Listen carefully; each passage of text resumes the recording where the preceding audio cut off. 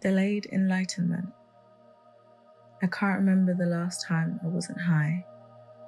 I float above the earth and gaze at the underground beneath me. I am captivated. The air is colder up here, even though I am closer to the sun.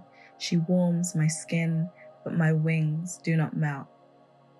I smile, knowing that the gods have found favor upon me and that I am Icarus's envy. But I have equally drifted too far, pushed myself beyond the Earth's atmosphere, and now I am lost.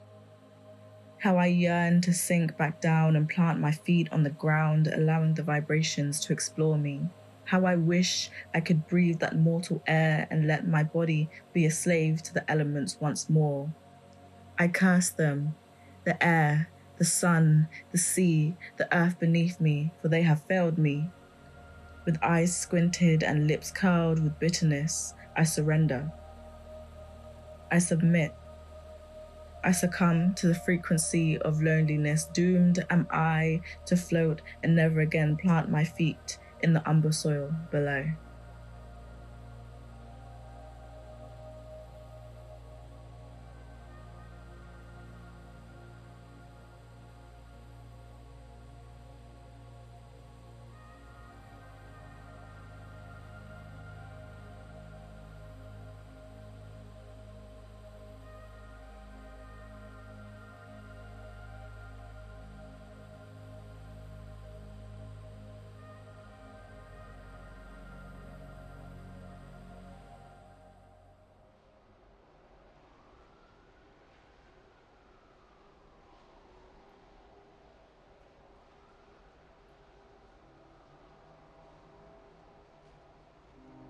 The polls are saying the red brick wall are still going to vote blue in the next election. And I hear Range Rovers are giving up junk fuel. That will cost a door and a wheel for the aging Yaris still struggling to feed mouths. Meanwhile, a suicidal embassy jumped off a queen last week. Queen was supposed to extend a helping hand, but she's inanimate, statutory, an heirloom of a monument worth protecting at all costs, but the weight of history is causing her foundation to pay the price. The streets don't believe the signs, but imagine how the sign feels. Did he offend another highway again? They're too busy focused on the real estate by their sides to confront the view growing in size. Buildings keep disappearing and reappearing with cracked windows, masked with a fresh paint job to make up for, or disappearing until found as the remains of another road's rage. But no one cares. No one cares. We need the highways, and no one cared about that building anyway. In grief and anger, the ground will punch a building when no one's looking. Look, the Everard's been hit. Helicopters found the rubble a few days east. Those helicopters who protect buildings from cranes and wrecking balls. Turns out they were the cranes and wrecking balls all along, and that morning another high-rise demolition site story was born. The hair salon told the corner shop, told the bus stop, told the bookshop, and the streets eavesdropped. They're blaming this on us again. They say, it's the building, it's the building. Look, the blinds were too short. It was cladded in its own shame, just begging for a flame. Look, it burnt itself up trying to keep itself cool. Its own sprinklers were broken. It didn't deserve attention, let alone renovation. We heard it was victim to a flying Bistasol. They heard it was San Andreas' fault, not ours. It's not street violence against anything, it's just building concerns. Leave it to the council. The windmills heard, still went to work in tears, waving their hands.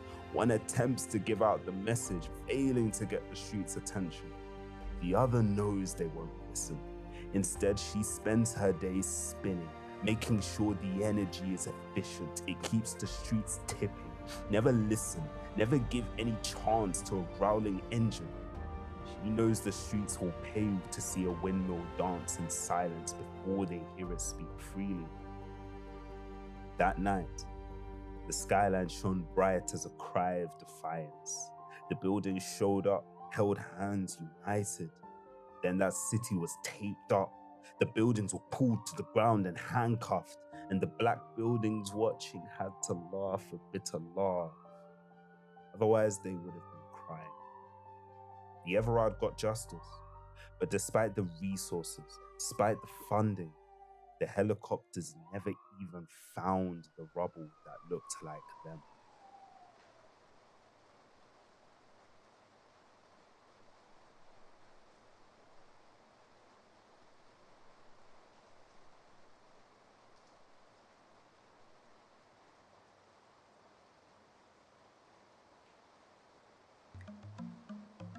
We are chameleons, varnished in red, white, and blue.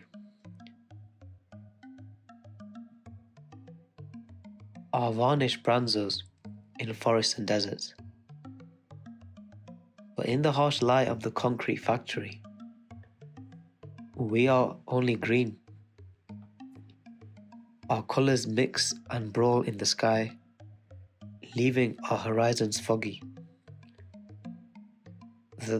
The sky is speaking to us in our mother tongue.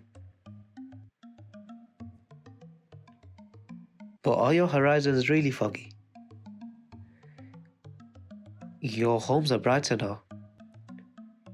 You have cake in your cupboards. The harsh light blinds us, and the cake leaves us bloated. We're still vitamin D deficient. We scrub at our varnish with post-colonial fervour, and we return to our roots.